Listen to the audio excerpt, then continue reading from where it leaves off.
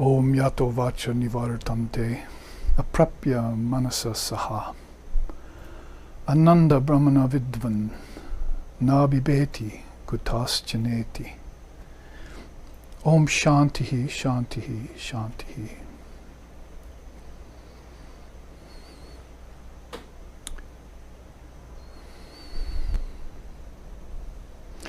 That from which mind and speech fall back in awe, unable to comprehend or describe it. The one who knows the bliss of that Brahman destroys doubt and fear for all time. And so it is. Om peace, peace, peace. Om Vedanta Siddhanta Nirukti Resha Brahmaiva Jivaham Sakalam Jagadcha Akanda Rupa Stiti Reva Moksho Brahmadvitiye Shrutaya Pramanam. Om Shantihi Shantihi Shantihi.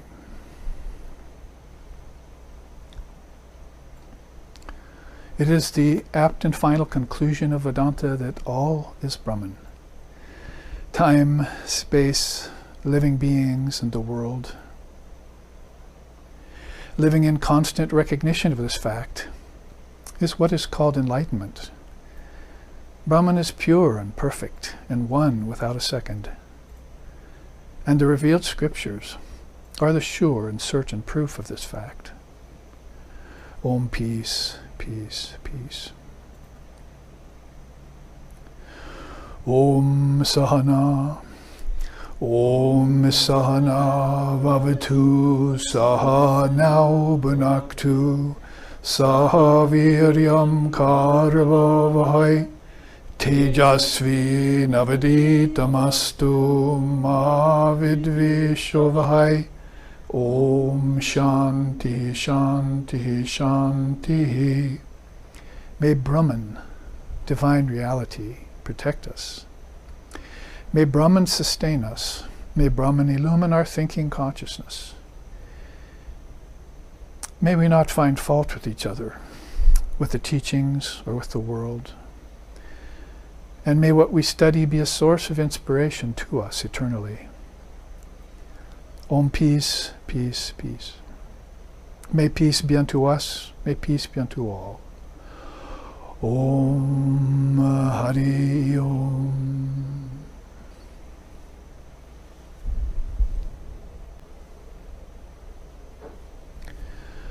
Salutations to all beings, and greetings to all of you who have joined us here in SRV. Right now, coming to you live streaming from the big island of Hawaii at our Kedarnath Center, where we're going to transmit, like we like to say, the teachings of the 6 proofs of reality. And we just chanted to divine reality in both of those chants, allowing us to consider it, at least, as I like to say, have people entertain these facts of the Dharma, although they might have to prove them to themselves. But that's rather the point, having to prove it to yourself through your own spiritual experience. And we know that that has a lot to do with pratyaksham and anupalabdhi, which we haven't gotten to yet. In fact, we've been dragging along here, as it were, just trying to explain the beauties of Anumana and Upamana. And we managed to do that. We departed from Upamana last week to give out the 7 ideals of India. Things like Brahman, Ishvara, Nirvana, Atmagyan, even Mahat Seva, service of the great ones that allow this non-dual truth and all its components, its concomitants like qualified non-dualism and even rich dualism, which we benefit from, the cross-section of humanity. Bring that into the precincts of our homes and our ashrams, our altar rooms, our classroom. It would be nice if we brought that into even our schools and educational systems, that's gone missing quite a bit, or it was actually never really here that much in America. The Indian Dharma being sort of like Tibet being held for a long time just in the Dharmasala and the Patala Palace and so forth, and just maturing over hundreds of years, this beautiful Tibetan Buddhism system that got finally released through some very different circumstances. But now what we're talking about is Indian Dharma has also been sort of confined to that subcontinent for a long time, at least in the recent age. An age, you might say 500 years is a great soul comes every 500 years, but if you're talking about more specifically or accurately about an age or a yuga, that's thousands of years. So we have to sort of take time and make it our friend or our companion in that sense, and know that for a very short time as far as India is concerned, but for a very long time as far as the world is concerned, the India Dharma has been held there in abeyance, you might say, in seed form teachings in the 6 darshanas and the different religions and sampradayas and sects of India. And it made its way over some 50-some generations, you see, from India through Tibet and China, and then Ceylon and Burma and Thailand, and finally even got to Japan. Zen is a form of India's teachings. And then in Zen in the 60s came our way to America. And Vivekananda came the other way from India in 1893, and they both met at the Parliament of Religions in 1893. So we had this very well-developed Buddhism, which is the non-dual kind of Buddhism, Zen, which had been tempered in the melting pots and the purifying furnaces of Tibetan Buddhism and other wonderful forms of India's darshanas, because Lord Buddha, of course, was a Hindu man as far as his body goes.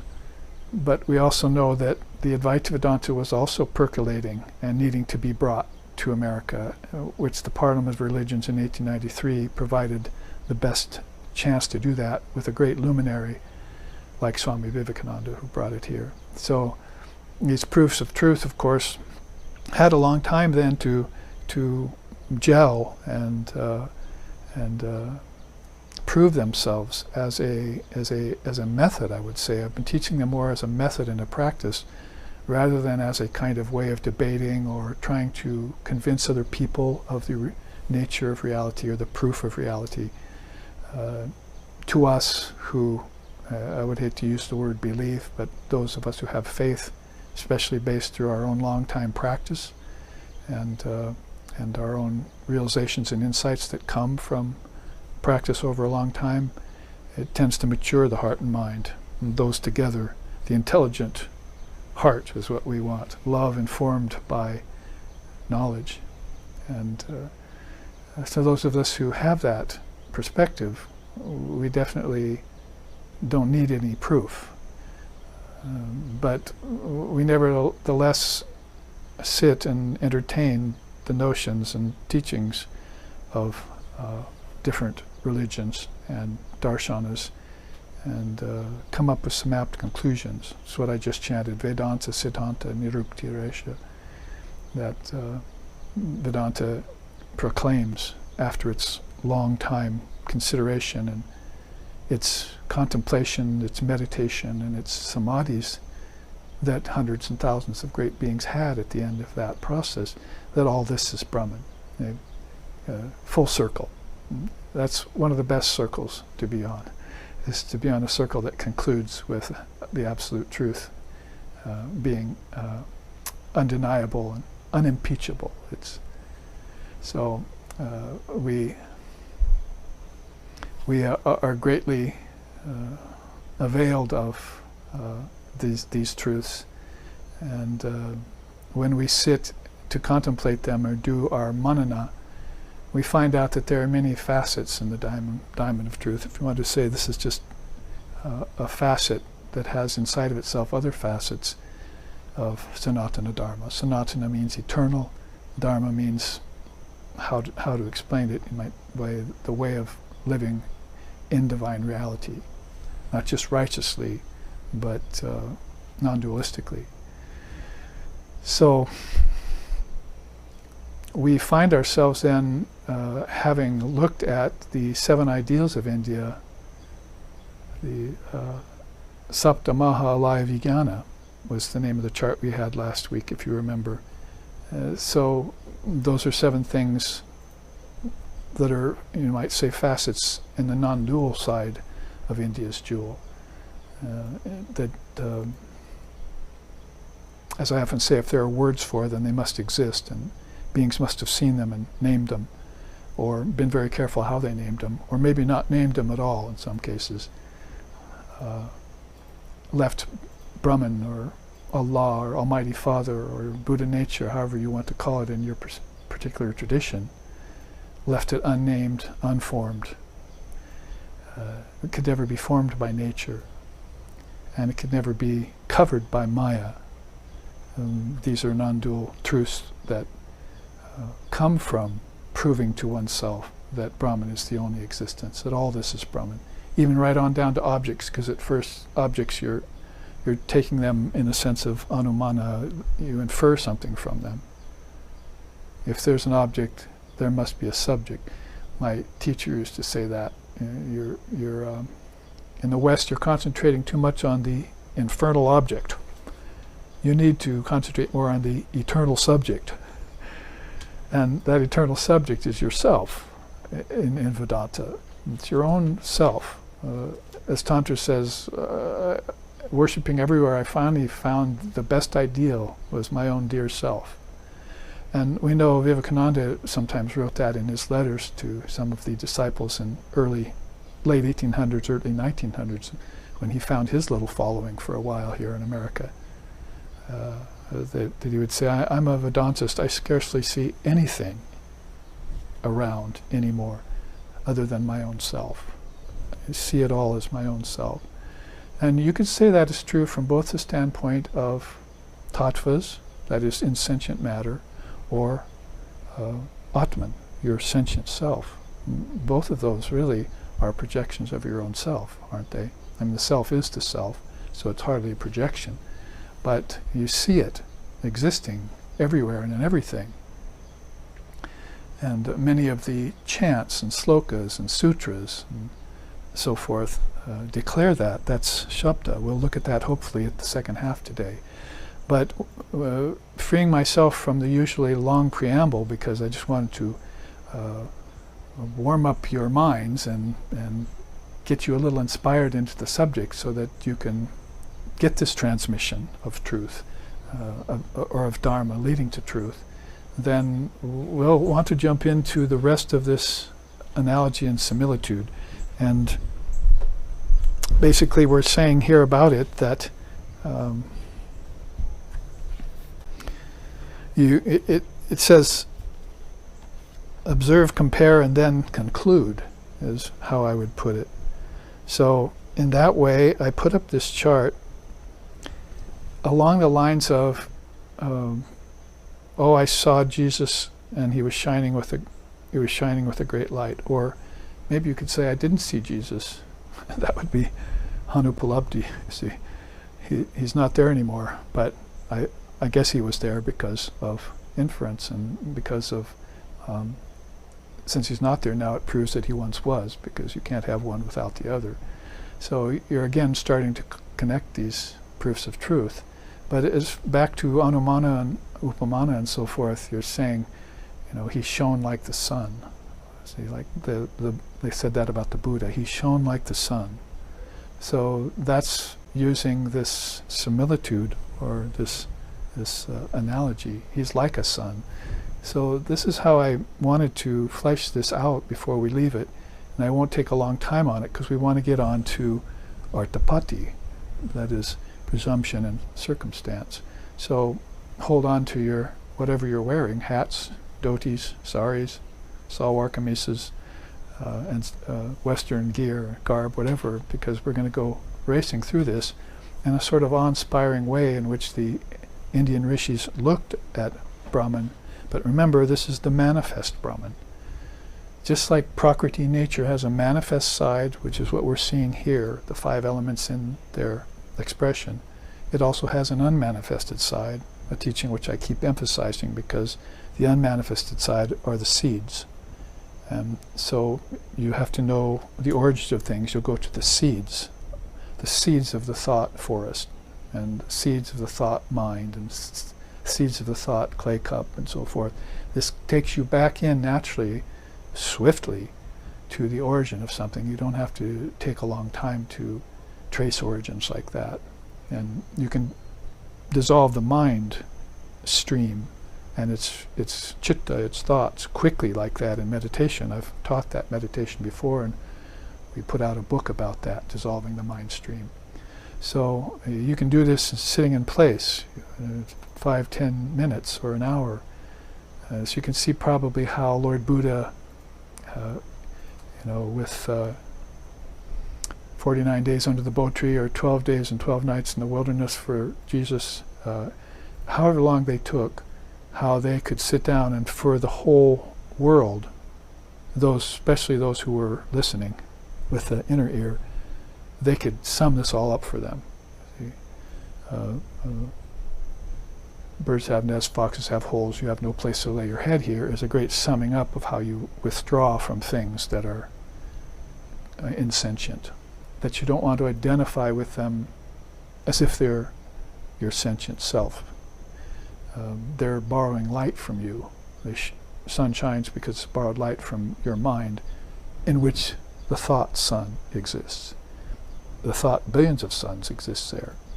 So that's how vast and infinite the mind is. And we looked at that at the last series, Mind is the Kingdom of Heaven, which, by the way, I want to announce is beginning to go up on YouTube right now. We have the first class and a half, maybe 2 classes. That is 4 classes really, 2 classes with 4 halves, beginning to be posted on the YouTube. And prior to that, we had the Chittabhasa last week put up on YouTube. So if you want to go back and review these, you can begin to do this. We're going to be putting out more YouTube classes because of our 1,000 or so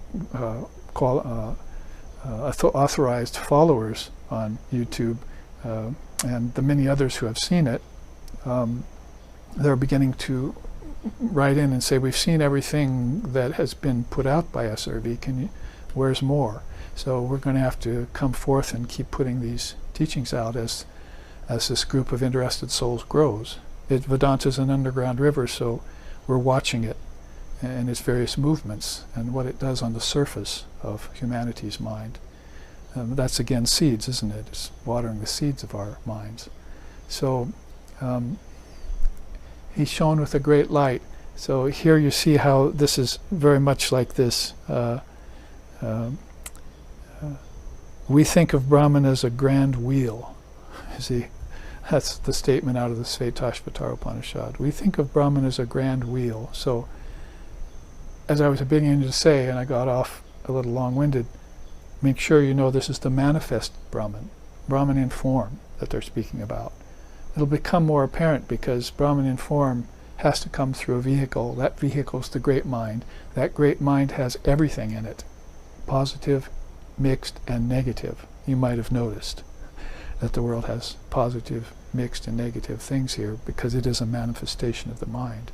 So they give you a teaching like Brahman is the grand wheel, not just to fill you in on all these various things that are there, because this is, you might say, a very early rendering of what Lord Kapila came along later and condensed down into 24 cosmic principles. You can see how they think in ancient times in India, that they're paying attention to every little thing. But the advantage they have is they first came to know the non-dual Brahman as the unmanifested Brahman, Akhanda Satchidananda. Then later they looked out with that knowledge and saw how it manifested itself in things without ever becoming a thing. So they didn't transgress the non-dual laws when they came out and said Brahman is here in everything. They meant it's here as its essence. because you might say in Buddhism, shunyata, it has no substance, but Buddha nature is essence. So Brahman is like a great wheel, it says here. The grand Vedic wheel then is being told you here. I'll go through it quickly.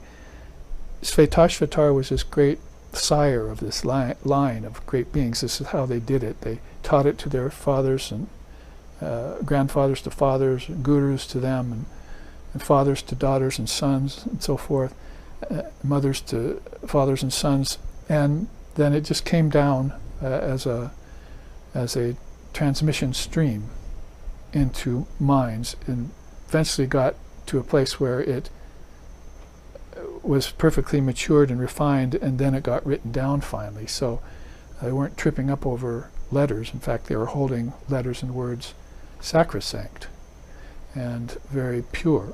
So in that way you could see how they would come to these grand conclusions, Vedanta Siddhanta. So the first Svetashvatara says here in the Upanishad, some deluded thinkers speak of nature, others of time, as the life force that revolves the grand wheel of life. But all of this is just the glory of God manifested in the world. So long as the jiva, that's the embodied soul, imagines separation from Brahman, so long does he continue to spin on the cosmic wheel, enjoying and suffering experiences there. He gains freedom when he realizes his oneness with Brahman. So, 2 or 3 very important points there about non-duality, the oneness of Brahman, then the qualified non-dual, where he's spinning, trying to get free, and then where he's fallen into maybe forgetfulness of his true self, that Brahman even exists and only the worlds exist. That's been the danger and the risk through many periods of time. So then he goes on to say, this great rishi, and I'll go through this quick, we think of Brahman as a grand wheel propelled by a single belt, whose every revolution gives rise to 2, with triple tires, 16 extremities, 50 spokes, driven along 3 different roads, with 20 counter spokes and 6 sets of 8s. That's one sloka. After he says, we think of Brahman as a great wheel. This is the manifest Brahman, and now you see what it consists of. So first of all, you see, we think of Brahman as a grand wheel propelled by a single belt, whose every revolution gives rises to 2. So 2s are virtue and vice, happiness and sorrow, pleasure and pain. Every time that wheel spins on the manifest Brahman, these are all coming up in turns. Sometimes one's predominant, sometimes the other's predominant. People are falling into the delusion of 2ness, thinking that maybe we can make this a good world. But Vivekananda has told us there's no such thing as a good world. That's like saying hot ice. Because the world has come from a combination, a mind that has got in it when it created the thing, when it projected it under the auspice of good, bad, pleasure, pain, life, death. And or if you want to put it into 3s, higher, middling, and lower. So it drew from everything. So the evil is there. You'll never be able to get rid of that in the physical world. How about the evil in people? Let's put that aside for now. How about the evil that Buddha talked about in Sadormi? You know what Sadormi is? Vedanta's way of saying the 6 transformations. There's evil in hunger, there's evil in thirst, there's evil in old age, there's evil in death, and there's evil in birth.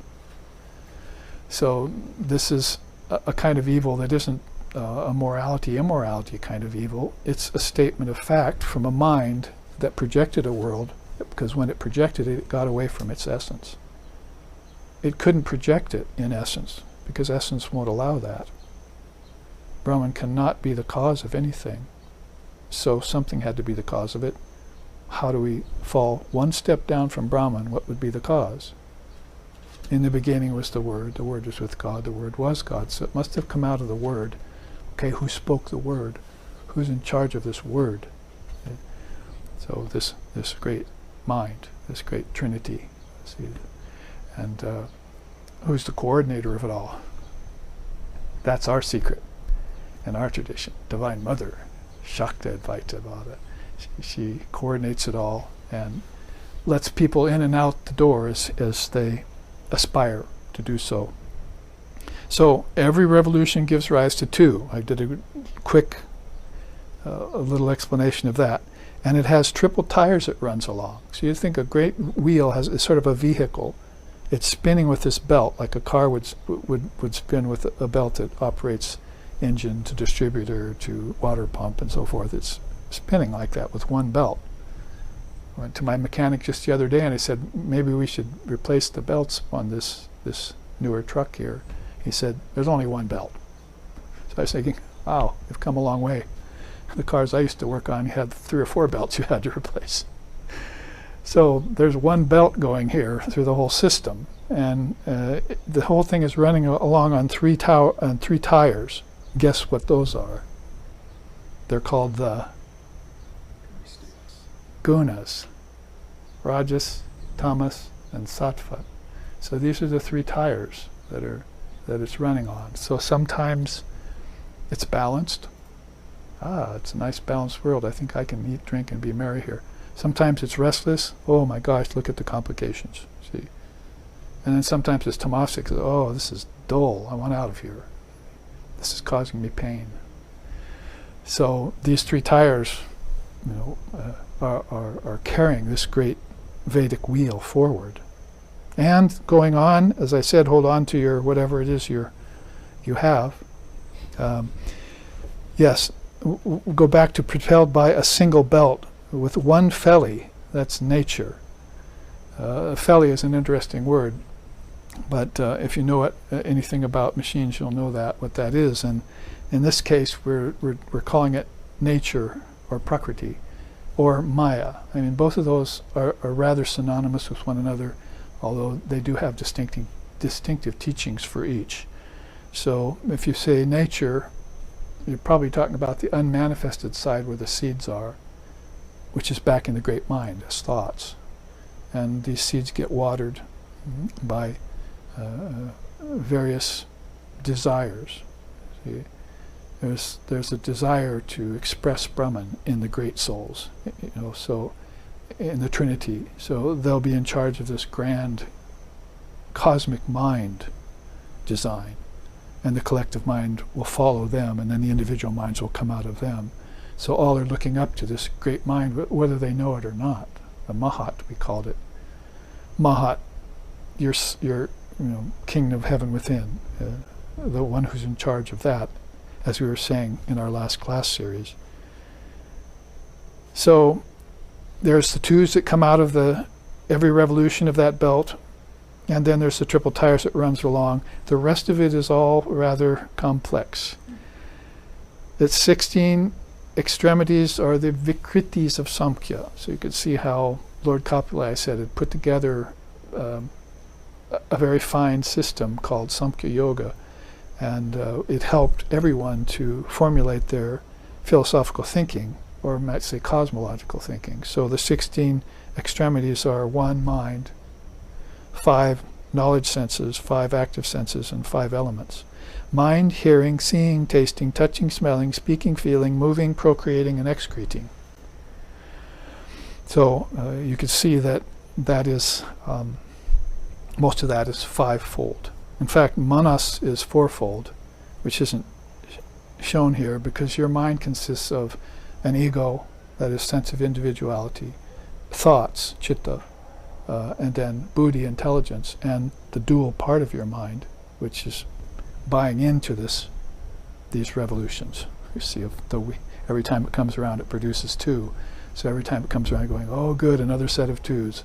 Let's see what we can do with this. You see, and then those souls who are well versed in detachment, renunciation, and so forth. The Buddhas, the Jesuses, beings who came back to try and tell us, are actually trying to get to oneness again, back into Ekam Sat, one truth. And so they'll come out and maybe go around a few revolutions with you.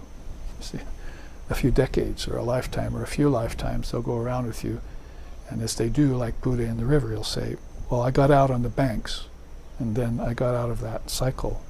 You can too. You can do it. Be a lamp unto yourself. Get free.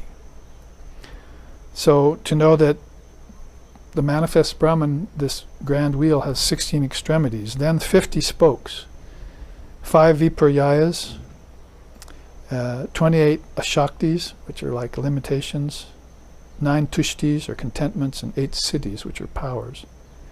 Fallacies, disabilities, contentments, and occult powers are the 50 spokes of this wheel. Pretty ingenious system here they're thinking about. They're fleshing it out for you. And you could, if you looked into any one of these sets, which we're not going to do right now until we take this on retreat, you'll find good, bad, and mixed in all of them. Vivekananda used to say that. Nothing here is all good, nor is it all bad. It's all an admixture of things. So even the good will have bad in it, and the bad will have good in it. Anything positive will turn negative later. Anything negative will turn positive later. That's the sleight of hand of Maya that's doing that. And this is driven along 3 different roads. So there you see Dharma, Jnana, and Adharma, they call it. Dharma, Jnana, and Adharma. There you see the Sanskrit for it. Trimarga Bedam. It's a nice word. I was just putting it in a Sanskrit glossary the other day. Trimarga is three paths. Bedam, the different paths. So these are this whole machine is being driven along these 3 roads. Hopefully you're on the dharmic side road, you see, and not on the adharmic road, which brings pain. Dharma would bring enlightenment and elucidation and higher light and so forth. And then, of course, Jnanam is even beyond Dharma. Jnanam would be correlative here with Dharma that you're getting, teachings. It's got 20 counter spokes, support pegs or wedges, underpinnings, you might say. The 10 senses and their 10 sense objects are the 20 counter spokes. It's got 6 sets of 8 that occupy it. Ashtangas. These are the 2 very powerful ashtangas we can think about right now. Ashtanga Yoga and Ashtanga Margika. That is Patanjali's 8-limbed yoga and Lord Buddha's 8-fold path, right? Those are 2 very powerful dharmic ashtangas that we want to look into. These beings only lived some 600 or 700 years apart from each other, Lord Buddha and Lord Patanjali. One prior to Christ, one after Christ. So these were the great systems that India came along and put down for beings to. Part of that was what spread over 50 some generations to Japan, the 8-fold path. And Patanjali's 8-limbed yoga has made its journey too, even right here into the West, although we're risking taking yoga as being just a physical thing. We want to make sure we keep it as an 8-limbed system that has 5 yamas and 5 niyamas and the ability to concentrate, to detach from objects, everything that is on the negative side of this wheel. These ashtangas will help us temper or attenuate or dissolve completely. Well, there you see, they're very interesting. Prakrityastika, 8-fold nature. Dattvastika, 8 body ingredients. Aishvarastika, 8 psychic powers. Bhavastika, 8 mental states. Devastika, 8 superhuman kinds of beings. Gunastika, 8 virtues of the soul. Here they are. The 8-fold nature is ether, air, fire, water, earth, mind, intellect, and ego. Sort of like a version of the Prayastika body that Krishna gives in the Bhagavad Gita. Then the Dattvastika is the 8 body ingredients. Charma, Tvak, Asrik, Mamsa, Medas, Asti, Majja and Sukha, basically external skin, internal skin, blood, flesh, fat, bone, marrow, and semen. Then the Aishvarastika, or the 8 psychic powers: Anima, Lagima, Vyapti, Prakamya, Mahima, Ishitva and Vashitva, and Kama Vashayita. That's invisibility, weightlessness, expansiveness, satisfaction, glorification, domination, attraction, and enjoyment. These would be very mixed bag, leaning toward the negative. If you got attached to these Aishvarastikas, then you'd want to dominate over other beings to get a hold of these for yourself. That's one of the problems with Svarloka, is if you go to you don't transcend the 3rd chakra to get into the love of God, then you still get caught in this desire for the worlds. You want them all for yourself. And that's a doorway in one of these revolutions of this belt, which is not the healthy cycle. You see, these revolutions of a belt can be, sometimes the world's looking peaceful and wonderful, and give it a few hundred years, all of a sudden it's a war-torn and violent and ugly, you see. And that can actually happen every day too, to the individual mind. But to the cosmic, or to the collective mind that's getting many embodiments through cycles, the wise ones are going to pick certain times when they'll take a body so that their teachings won't have the least impediment of getting out to people. So they're looking at time as a river, like Buddhists, as they look down at, Kala Chakra, at the river of time. And it's a river that's constantly going around in cycles, and so they'll pick a birth.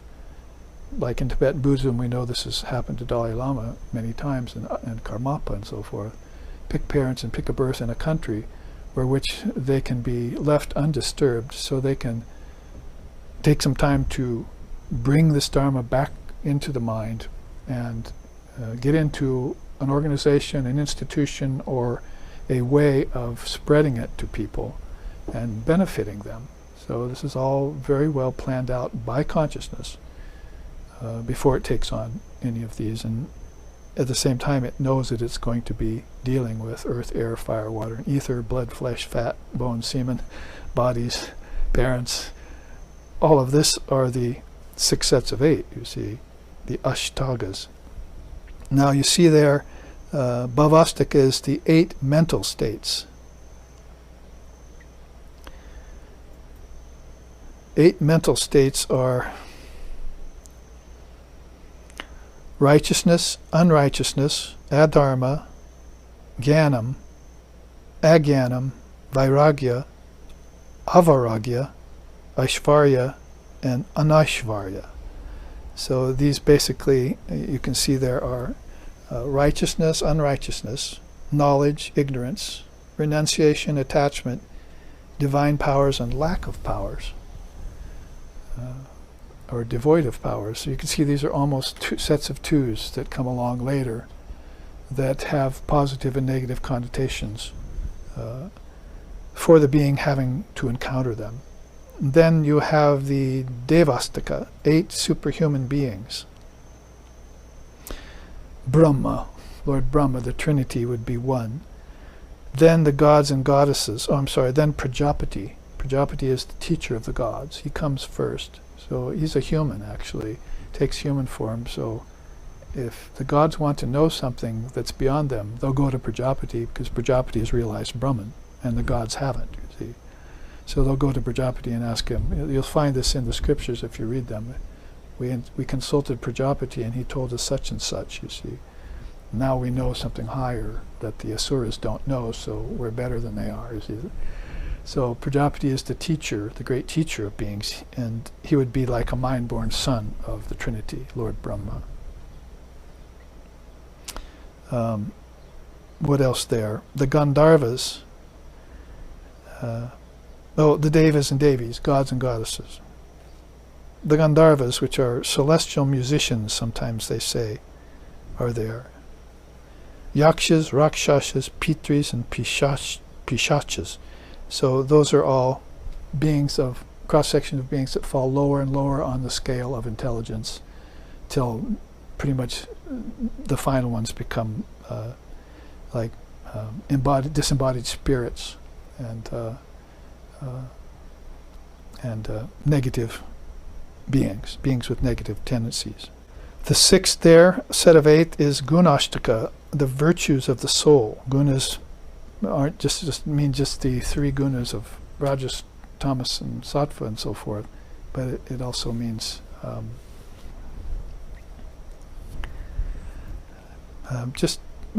qualities. So here's the qualities of the soul: daya, kshama, anasuya, saucha, anayasya, akarpanya, and ashra.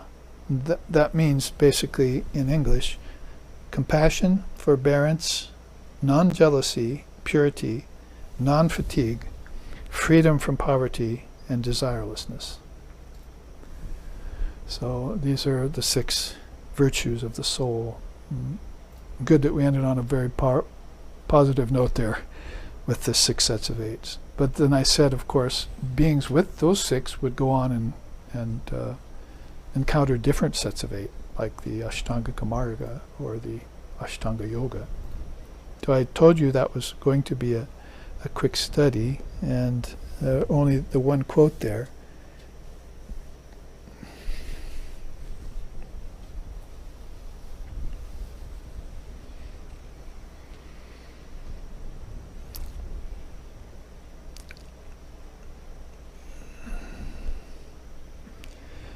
So you can see how this is all a further explanation then of he shines like the sun.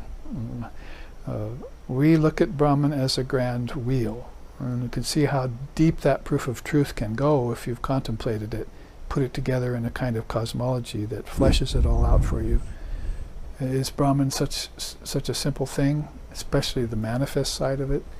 If we want to understand how Brahman has become all of this, which is a direct quote from Sri Ramakrishna, the more I see that all of this has become Brahman, or Brahman has become all of this, then we'd want to know about how the great souls have looked in their meditations and seen all of this and categorized it, systematized it, each in the own age, and come up with these conclusions about it, and to help people understand the manifest side of things.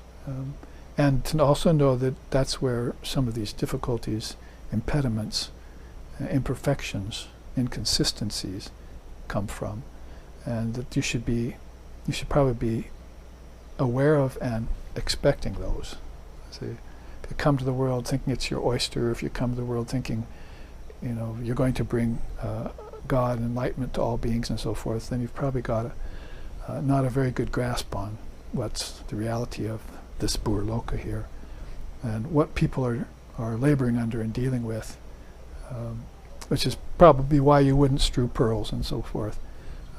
You would find different ways of dealing, like, say, the parikarmas,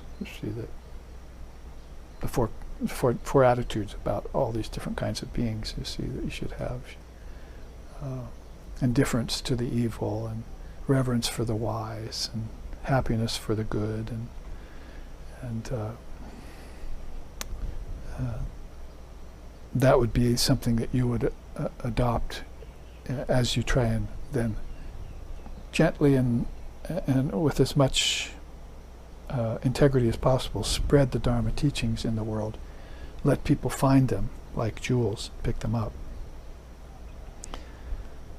So we think of Brahman as a grand wheel propelled by a single belt, whose every revolution gives rises to sets of 2s, with the triple tires of the gunas, with 16 extremities, 50 spokes, driven along 3 different roads, with one felly, of course, and which has 20 counter spokes and 6 sets of 8. That's all a few slokas in the Svetashvatara Upanishad. So if Svetashvatara wanted to put down in the Upanishad his wonderful teachings, then he would do it in that way, around the subject of manifest Brahman. Of course, he's got other teachings in this Svetashvatara Upanishad that's just talking about unmanifested Brahman. and also Ishvara and Mahat. You have to be able to discern when he's talking about those things so that you don't mix up the insentient with the sentient, or the real with the unreal. You don't get some unholy admixtures of your own going in your mind, which will give you delusion later about the nature of things. It's very practical. It's very, and it's straightforward if you have clarity around it, clarity of mind. Now, on the other hand, as far as we're looking at this analogy and similitude, how about we look upon Brahman as, manifest Brahman as a great river?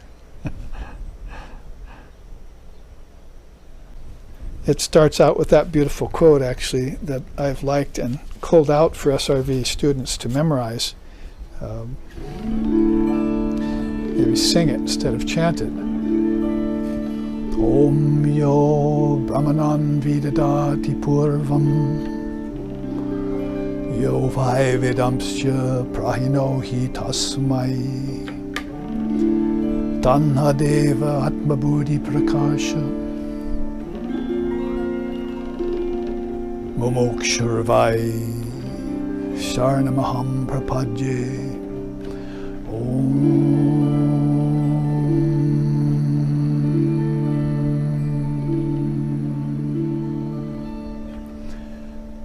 In that version of the Svetasvatara Upanishad, which Ramakrishna Order has puts out, the Swami says, that one who projected consciousness, who is the bridge of immortality, ever tranquil, over the wavy and unnavigable ocean of samsara, who delivered the Vedas as a life raft, who is the purifying fire of the mantra stationed firmly in Mayic waters. I go for refuge in that effulgent one, whose clear light turns one's understanding towards the Atman. So beautiful.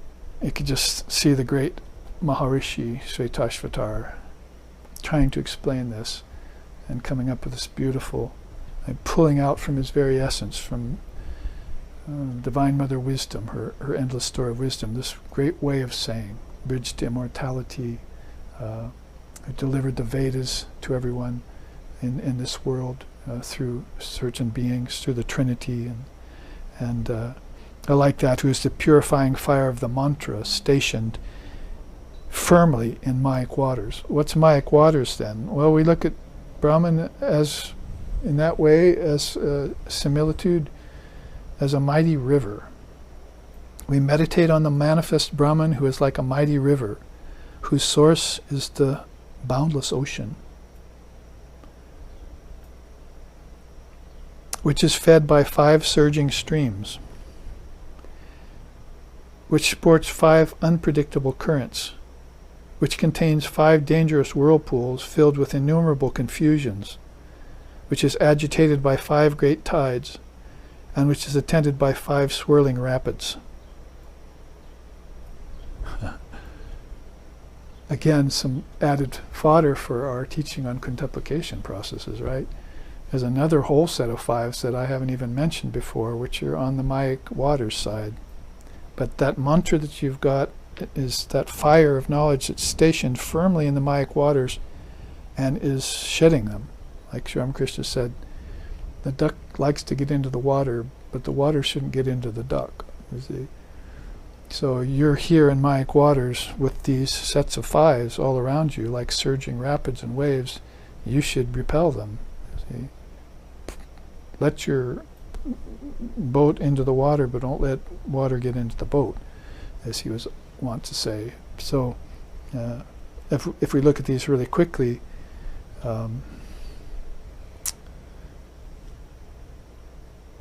whose source is a boundless ocean, that's the mind. So you see it fourfold: manas, buddhi, chitta, and ahamkara. That's the fourfold mind.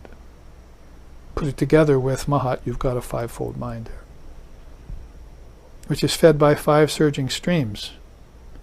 That's the senses: hearing, seeing, touching, tasting, and smelling. If you refer back over here, you can see the correlations in the way he put it.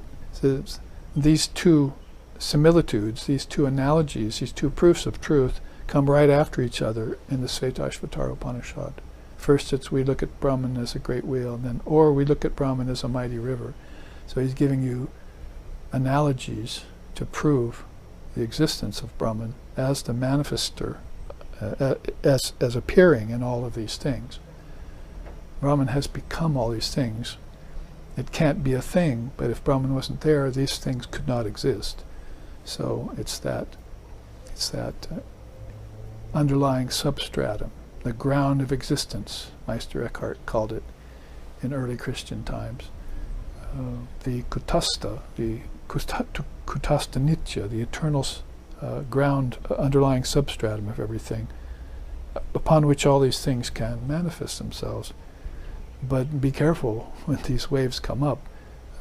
If you get the five senses given to you, you can see how much trouble those roads, those surging streams can get you into.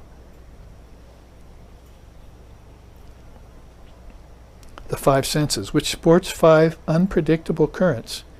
That's the five elements: ether, air, fire, water, and earth. Those also, like Sri Ramakrishna used to say, the fire can cook your food, it can also burn your house down. So you've got friends and enemies with the five elements, which contains five dangerous whirlpools filled with innumerable confusions. Those are your subtle senses and their objects: sound, touch, color, flavor, and aroma. Subtle senses, you see, which is agitated by five great tides. Those are the five pranas: prana, udana, samana, vyana, and apana. Has to do with your breathing, prana, your out-breath, apana, your all-pervasive prana, the prana that moves your digestive process, and so forth. All of these are the five energies in you in their gross form, but they also have five subtle forms, five subtle pranas, which are not mentioned that much. So this river, just to make sure we're on the same page here, filled with five surging streams, sporting unpredictable currents, containing five dangerous whirlpools, agitated by five great tides, and finally, which is attended by five swirling rapids. Those are the fivefold miseries of birth, disease, old age, decay, and death, which, like Sadurmi I was mentioning in the Vedanta school, although they throw in hunger or thirst, Buddhism does too once in a while. So these are things that come to all beings in the embodied condition who take on physical body with five senses that have a penchant for enjoying the objects, and come into this world without an ideal or without a philosophy or a path to guide them. Because in past lifetimes they didn't take to the teachings and the teacher and learn this. Maybe some of them took to church and morality teachings, but the Dharma maybe wasn't given to them in that particular country, because you'd have to be born in one of those cycles, the spinning of that wheel, the great Vedic wheel. Oh, this particular spin, we got the Indian rishis. You see, let's run there, because we're going to get the Dharma from them, you see. Get it while it's good, while it's hot, you see. Like pancakes, you see. Go and get fed. But in the next cycle, maybe those rishis, like many of them have gone away, another yuga or another age. And then as time works its way out toward the Kali Yuga, pretty soon you're hard-pressed to find anything resembling the Dharma. Even morality is questionable. Even religion has fallen into irreligion. And philosophy has become a matter of debate instead of direct spiritual experience, pratyaksham, which we will save for next week, the last class. So that finishes up the little bit of that I had left to say. I mean, it's a couple big mouthfuls, really, but we went through them quickly about this great proof of truth, called upamana.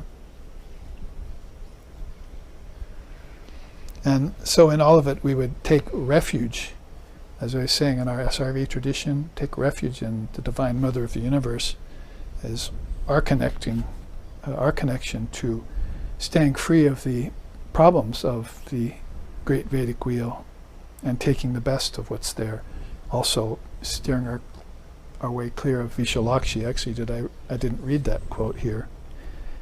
Sri Ramakrishna says, and I have to preface this with a little story he told, that somewhere in one of the villages near him there was a whirlpool in a river, and children and even adults, if they got too close to that whirlpool while they were bathing or swimming, would get sucked into it.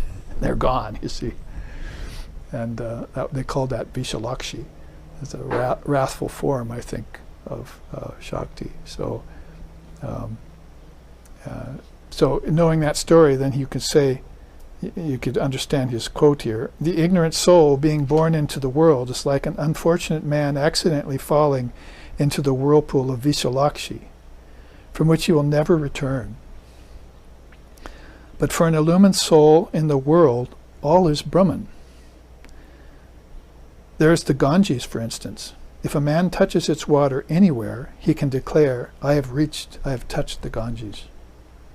It is not necessary for him to touch the entire river from Hardwar all the way down to Gangasagar.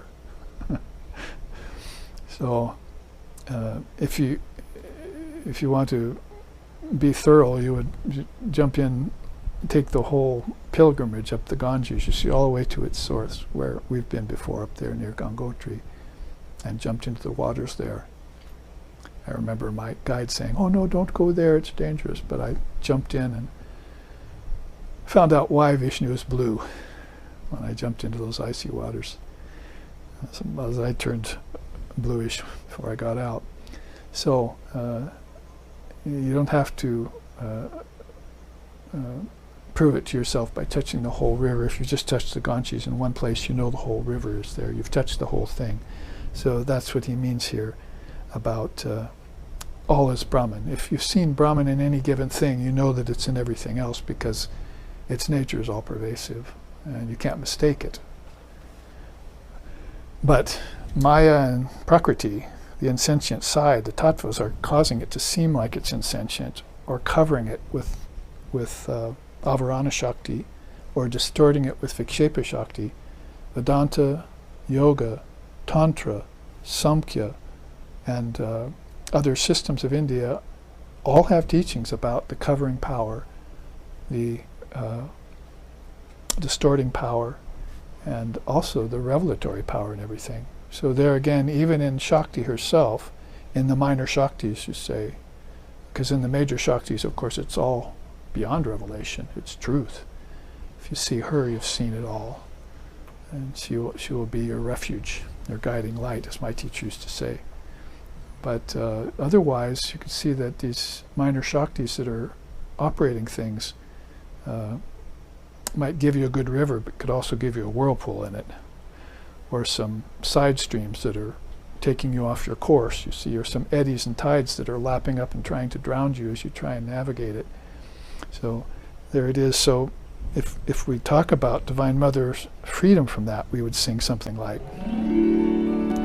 Sarva Jnana Shakti Mahakundalini Jivatma Paratma Radharini Shri Devi Rudrani Kalaratri Devi Vijaya Avijaya Devi Maheshani Shri Yogamai Chit Shakti Devi Jaya Vijaya Devi Vasundari Shri Mantra Shakti Mata Deva Devi Dasa Tattva Devi Shakti Darshani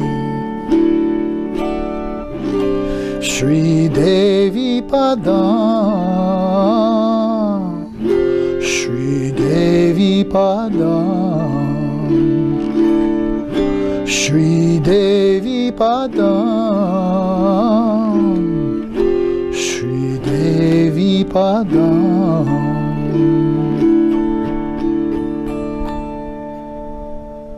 again, more verses on Divine Mother of the Universe in this Srimad Devi Bhagavatam Stotram number 3. And I read the Srimad Devi Bhagavatam. I composed 3 different stotrams in that huge voluminous work of her names that came in different sections. That one was the 3rd one I put together. And it says here, O progenitress of the all-pervading wisdom who flows imperceptibly as subtle spiritual current within the human body, you hold all souls and absolute reality within you. Though often terrible to behold, great lady, appearing as the black night of incomprehensible voidness, you nevertheless hold knowledge and ignorance in abeyance and loose them for your purposes. O all-attracting presence, O all-alluring and puissant form, you animate the 5 elements and exude sublime intelligence as well, being ever victorious over all. O goddess of all the gods, who embodies as comprehension in all the great statements, you operate all cosmic principles and grant communion with divine nature. So, Sri Devi Padam, we salute you. We bow at your feet, Padam. So, this is how it's expressed in the Srimad Devi Bhagavatam, which is one of the 2 of her great scriptures. There's only 2 mother scriptures in the world, really, although there are some tantras and various mentions of her and teachings on her, but as far as specific scriptures, Srimad Devi Bhagavatam is one of them. And then, of course, you have the Chandi, or called sometimes the Sri Durga Saptasati. To hear her speak in her own scripture then is very wonderful. And Sri Ramakrishna's disciples, 16 disciples, one of them is called Swami Vijnanananda. We have his image in on our shrine with the other 15. And he put all of this into English, took this voluminous work and put it all into English. And Ramakrishna ordered then, then it was put out by and given into our hands in the West so that we can actually read this beautiful scripture, a lot of which has to do with her operating all of these things, the 5 elements, the 5 senses, all knowledge, all wisdom, all these things you see in here that are expressed by the great Rishi Svetashvatar, how to avoid the pitfalls of the manifest Brahman, if you want to be so kind as that, not just say, it's Maya, get out of it, be careful. It's the burning house of Maya, and you have a child, a baby, and you're inside, and you got to get out, you see. Save your Atman, save yourself. And then they've still nevertheless found out that Brahman manifests its positive aspects too. And so it's giving you these teachings through this great teaching of Upamana, similitude or analogy, the great Vedic wheel and the river, great river. So let's move on so we can make some headway into the 3rd proof of truth. Now I'll just show it to you real quick here so we know where we are. That's in Artapati. So Artapati, he's calling it circumstantial implication. So it's assumption as the way of progressing. You assume something that you see, hear, touch, taste, or smell, or experience, and it might not translate or give you immediately the essence of the thing yet. But you presume, because you've had a taste of it, you can use it as a way of moving forward. And this really connects very well actually into verbal testimony, because you're going to be doing this very thing when you meet your teacher, your guru, or when you listen to the Dharma and so forth. Many people, as we found out even just today, people writing in about these classes don't understand the Dharma yet, and so they're taking exception to certain facets of it. That's sort of like throwing the baby out with the bathwater. but there's going to be certain things which you come up against in this wealth of wisdom and knowledge that you've already gained, and other things you haven't gained, and some things you're attached to and some things you're averse to. That's just human nature. And the mind, we described the mind pretty well already here. We're talking about how things that Brahman expresses itself as a great wheel or as a great river through the great mind. That should have become clear to you when you read those quotes. And here we didn't yeah, we read that. So let's look then at Artapati. And I think the best way to do that is through quintuplications, because we've just looked at the mighty river with 5 other sets of 5s that we weren't even looking at before.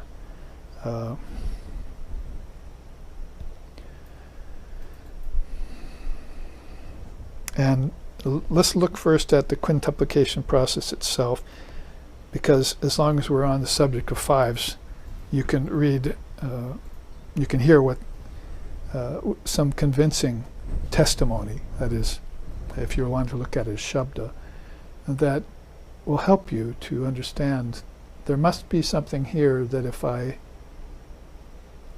let's use a more contemporary word, if I grok this, you see, or if I comprehend this, that I can move along in my understanding of the cosmic process.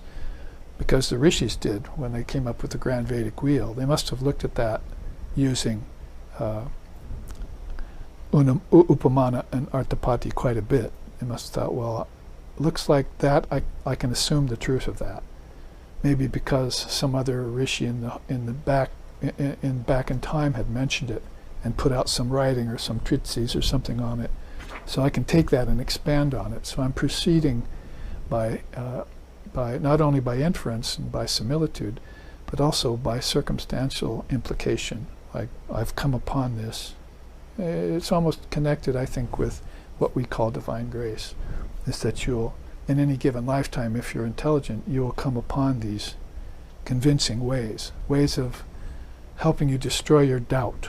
So like that's why I started out chanting Nato vacho nivartante aprapya manasa saha ananda brahmana vidvan nabi beti kutas janeti, that mind and speech will always fall back from that Brahman, but the one who understands that Brahman will destroy doubt and fear for all time.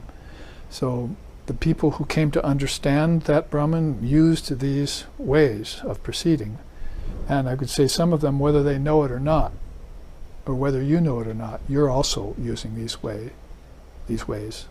proofs of truth or reality to get where you're going, to make apt and final conclusions yourself in your own life around your own karmas and samskaras and spiritual practices and attainments. So if you want to be more convinced by circumstantial implications, and how about listening to this set of circumstances? A human being has 5 fingers on each hand, 5 toes on both feet, sports 5 active and 5 cognitive senses as well, which is why we just looked at the mighty river. The mind is also 5-fold, including dual mind, its thoughts, the intellect ego, and if counted, the cosmic mind. The life force or prana that connects all of these facets is also 5-fold. When accounted for, these sets of 5s convey a broad hint to the soul that the days of its body-mind mechanism are both symbolic and numbered, and that meditation on contemplation is needed. Going right on, living beings formulate their bodies amidst the 5 gross elements of nature and play in the dream state utilizing 5 subtle elements. 5 sheaths enfold and engross them. You could all name those for me, couldn't you? Annamaya kosha, pranamaya kosha, manomaya kosha, vijnanamaya kosha, anandamaya kosha, 5 coverings over the Atman. Engross and enfold them, associated with 5 levels of ether called akashas. Right? Bhutakasha, pranakasha, chitakasha, jnanakasha, chiddakasha. They are subject at birth, that is, living beings, are subject at birth to fivefold aspects of Maya, called name, form, time, space, and causality. And the relations include 5 types of beings, namely animals, humans, ancestors, gods, and rishis. Those are the 5 kinds of sacrifices, too, which I could have put in there if I had had room. Whether consciously or not, they always live eternally by 5 great spiritual laws, which is another chart I could have brought. So this is just, as it were, almost throwing out sets of 5s that are right on down to your very body, as if your physical body knew that there were 5 avenues in which it was coming into form. And a 5-fold mind started it out, and then 5 kinds of energy, 5 kinds of sheaths, 5 kinds of akashas, worlds. It just, and then finally it came out and said, oh gee, you know, I've got 5 fingers and 5 toes and 5 senses. I guess it's a coincidence, man. But, you know, nobody really thinks about it. And I found evidence in the Taittiriya Upanishad and Prajna Upanishad that this is a system that some great rishi all of a sudden noticed. Remember last week, or it was in the Kingdom of Heaven series we did a few weeks ago, where Mahachamasya saw through the 3 worlds and saw the Maharloka. Nobody at that particular age had seen beyond Bhur Bhuva Swaha. And all of a sudden, by pressing on that nadi, that granthi inside, and the rishis pressing on the other side to try and give him revelation, the disembodied rishis, he pierced through and saw the Mahar Loka. All of a sudden it was 4 worlds. So some great rishi in the Taittiriya Upanishad, Prajna Upanishad and so forth was also thinking about this 5-fold process and said, we got to bring this teaching back in this age, that consciousness gets into form through sets of 5s is a great system and a great teaching. And it's not like some mystery in numbers. I've tried to explain it. It's not like some numerology or something that you're going to follow that's just pretty much has to do with everyday practical life, if that. But it's actually not even a mystery, as I'm saying. It's actually just an obvious fact that this is happening. And when the 5 elements are all around you, and your pranas digesting 5 pranas, or digesting 5 kinds of food. I mean, you know. Anyway, what I'm saying here isn't this pretty much circumstantial implication? Something you should be drawing a conclusion about and making it more real, and then you could meditate upon them. You can meditate upon these. That's what we were just saying when we took up the quote of the last chart. They meditated upon these things. Well, could have left it in the realm of words, but I decided to use an artist's rendering of Sri Ramakrishna Paramahamsa and put all these sets of 5s there for us to see. You can see there, from the bottom up, 5 elements. I connected them to each of his toes just for fun. You see, on his, talk about Devi Padam, this is Paramahamsa Padam. You're looking at the great feet of the great swan, you see. Vyoma, Marut, Teja, Ap, and Kshiti were the very ancient words that the Indians gave to the 5 elements, the Hindus. Ether, air, fire, water, earth. Then you see on the other side the 5 senses of action: speaking, handling, moving, procreating, and excreting. Well, speaking, you'd need ether for that to be heard. Handling, you'd need air for that to be felt. Moving, you'd need fire or light to move through. Procreating, you'd need water to digest. And excreting, you'd need earth to eat. So right across you can see the connections, which is where I'm going next. Circumstantial implication doesn't stop there. You can then take each one of these sets of 5s and connect them inward to your mind. This is what we need to do: open up avenues of new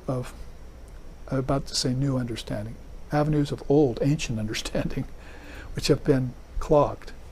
You know, like macheting through a jungle to open up a path, and then you don't go back to that path for several months. And you go back and you can see where you took a machete and went through it, but it's almost all overgrown again. Well, that's what's happening in the jungle of the human mind, the collective mind. You can take the machete of higher wisdom given to you from the Divine Mother and try and make an inroad into human consciousness in this world.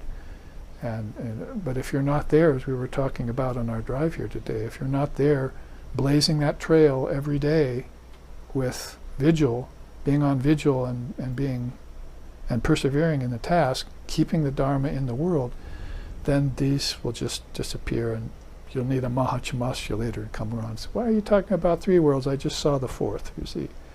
I went inside and I penetrated. I pierced through. I became an intrepid spiritual traveler.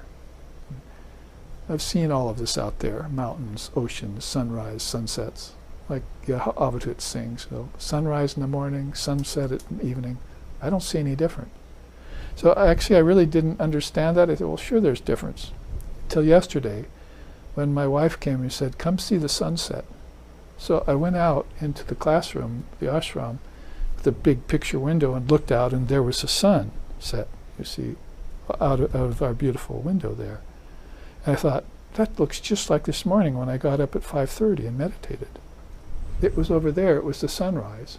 It's the same colors, the same everything is there. Well, now I understand what the Advaita is saying. Sunrise in the morning, sunset, I don't see any difference. So you've seen it all. You've been here and done that.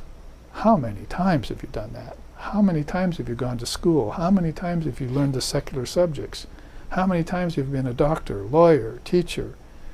How many times have you even taught the Dharma? And how many times you've heard it, and how deep have you taken it? So how far have you come? How deep have you gone? Dive deep into the ocean of God's wisdom, Divine Mother wisdom, you see. So you could say then that, well, I'm heading in this direction, but we're not quite there yet. In the 10 minutes remaining in this half, let's see if we can account for all these. Because we just said them actually already, but here's the 5 pranas stretched out across his knees there.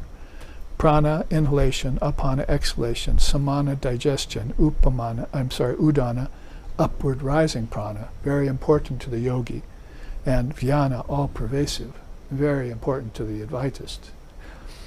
So you could say that these are 5 gross forms of prana, and they get subtler and subtler, and they need to, in order to take you to the 5 kinds of heavens or beings that are there.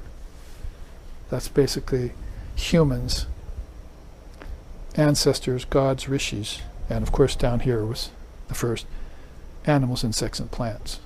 2, 3, 4, 5 kinds of living beings. And you can do 5 kinds of sacrifices to them. Bhuta Yagya, Nara Yagya, Pitra Yagya, Deva Yagya, and Rishi Yagya. That I didn't even put in here. Had only so much room for the 5s. See, so I had to pick and choose. But you can see how they lead more to more sets of 5s, as if, is this divine plan or what? And shouldn't I be inferring something from that? And shouldn't I use that as an analogy or a comparison to help others understand it? And shouldn't I also be proceeding by it through circumstantial implication? If there's fire, if there's smoke on yonder hill, there must be fire. If there's objects, there must be a subject. All of this is proceeding along the 6 proofs of truth, and weaving them together into a wonderful wheel of your own. If there's a Vedic wheel that has lots of risks, and a Vedic river that has lots of problems in it, why don't you create a dharmic wheel that protects you from all of them? See? Or champion one of them.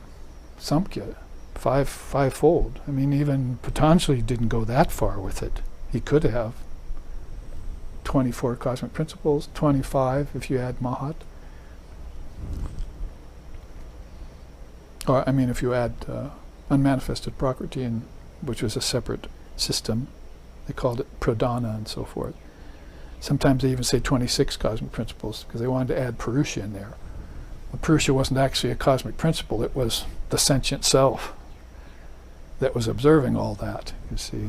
But then Shaivism came along and said, well, Purusha, yeah, he's a sentient self, all right, but you said there's many of them. Let's go to where there's just one. So let's put 12 more spandas, vibrating spheres or worlds, on top of the rishis, see, on top of Purusha. And we'll show you how time goes in cycles, how everything gets attracted to other things, the cosmic law of raga, why is it we're attracted to each other? Not just external attractions, but internal. How do we find our guru lifetime to lifetime again? How do we find our loved ones again and again? This power of attraction is a cosmic law that's not provided for there in that system. Let's put it in there. And let's put it in there with kalas and kala and niyati, cosmic laws and how they work. And then pretty soon we're getting up to Sadashiva and Ishvara, which is the highest concept of God in human form the mind can comprehend, to quote Vivekananda. The highest concept of God that the human mind can comprehend.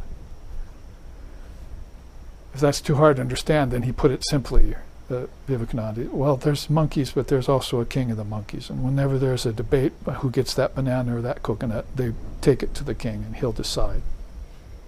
Take the coconut, hit one monkey on the head with it, and give it to the other.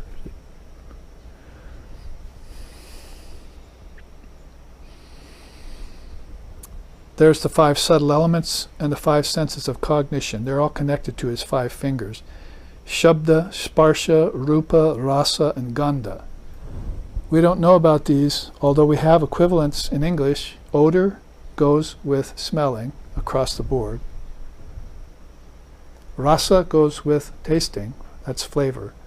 Visibility goes with seeing. Tangibility goes with feeling, and audibility goes with hearing. You couldn't really walk up to someone and say, smelling, that's odor. No, they're 2 different things. I'm smelling an odor, see? Or I'm tasting a flavor. You're not going to lump some of them together and just live in some sort of Neanderthal state. Well, you're cramming food down your throat. See? Oh, I see, those are 2 things. Maybe I better meditate on them. And if I'm not connecting them, let's account for them and then connect them. Because I want to connect all this back to the great mind, out of which I proceeded. And maybe I'll find out beyond the great mind there's even a great word, out of which they proceeded. Then I'll find out that maybe there's a Paramatman, out of which everything proceeds. And the Paramatman remains untouched when everything proceeds out of it. Indestructible Akshara Brahma. See? Then I'll know, finally know. See? I know and I know that I know. Freedom from not knowing has been granted by you, Divine Mother. So there's how, and I've made a point before, you'll see it here after the break, all of these connect. Earth to excreting, to smelling, to odor. And so it's not just, oh, here's a bunch of sets of 5 for you. Oh, isn't that marvelous? Let's just take it on the validity of Arthapati and just say, okay, I understand. Let's actually then connect them and see how this all came efflorescing out as a manifest river or as a great wheel, and be cognizant of it and arm ourselves with it and go about our lives with it, protected by the Dharma and protected forever with great companions, see, by our sides, you see, eternal companions.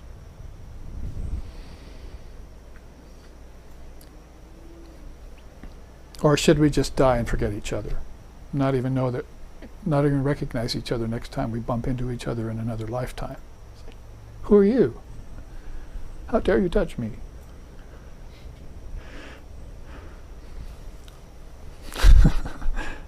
The untouchables.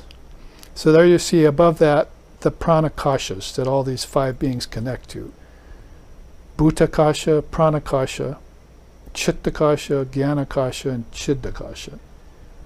So I've often said, there are sentient beings, and then there are worlds they inhabit. The sentient beings would come right out of Atman and or Purusha, and the tattvas, insentient, would come right out of Prakriti, or nature, both in its manifest and its unmanifested form. You can always also make the divisions, you see. Wheat and chaff, God and Mammon, Purusha and Prakriti, Brahman and Maya. Put it any way and any time you want, in any time frame. That's the great sets. Those are the greater dualities that you probably want to meditate on, not these lesser ones that are problematic. You should be transcending those, but you should be comprehending these others. And then the 5 great sheaths, which is the great system of Vedanta. You see, Adhara it's called, Adhara. The holder, to Dara, to hold, or not, as the case may be, across the top. You've got your body, you've got your energy, you've got your mind, you've got your intelligence, and you've got your ego, basically, in a grander scheme. And these are 5 coverings over the kernel of the coconut. When the coconut's green, it's just one thing, Ramakrishna says. But when these all ripen, then you can shake the coconut and hear the kernel rattling around inside. That's your Atman. It's not the coverings. It's independent. And so don't fall victim to green coconut oneness. It's a nice bumper sticker we probably want to create in SRV. A lot of people are under the influence and pain of green coconut oneness. Oh, it's all one, man. See? But you don't know what you're talking about until you find the coverings over it and penetrate through them to see the essence and be the essence, because you always are the essence. All of this made it look otherwise. All of this made it look otherwise. All of this made it look otherwise, you see. Sleight of hand, covering power, distorting power. Beware, be careful of it. And finally, then, here you have I have nothing more to say because I think I did it all. But actually, you could see there the cosmic mind with its own version of Chitta, Manas, Ahamkara, and Buddhi, a fourfold mind, cosmic mind. So I think that covers it, and we read both quotes. Now let's see how even 5 of the lower tattvas connect when we come back after the break, because that really gets into what yoga calls meditating on the alambanas. And you do it in certain ways, the father of yoga says, that is very important, that connects you to, guess what, Advaita Vedanta, connects you to your waking, dreaming, and deep sleep states of consciousness. So here we will pause for 15 minutes for a break and return afterwards.